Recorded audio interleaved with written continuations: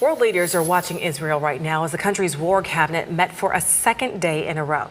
Israel is deciding how it will respond to a wave of drones and missiles launched by Iran over the weekend. President Joe Biden publicly addressed the escalation of violence in the Middle East. The United States is committed to Israel's security. We're committed to a ceasefire that will bring the hostages home and preventing conflict from spreading beyond what it already has.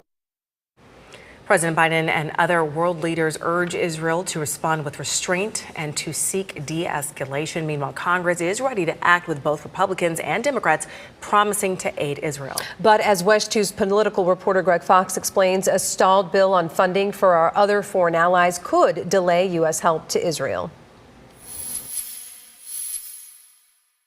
Since the U.S. Senate in February passed a $95 billion aid package for Ukraine, Israel, and the Indo-Pacific region with bipartisan support, House Speaker Mike Johnson has been stalling a vote in the Republican-controlled House, where many suspect the spending measure would pass.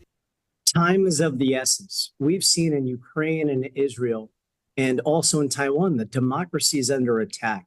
Local Democratic Congressman Darren Soto says the sudden weekend attack by Iran on Israel with hundreds of drones and missiles proves the additional $14 billion earmarked for Israel is needed now more than ever to help the U.S. ally defend itself. We would hope the Speaker would join in with Democrats and Republicans from both the Senate and the House and put the bill to a vote. We know the votes are there if he does that.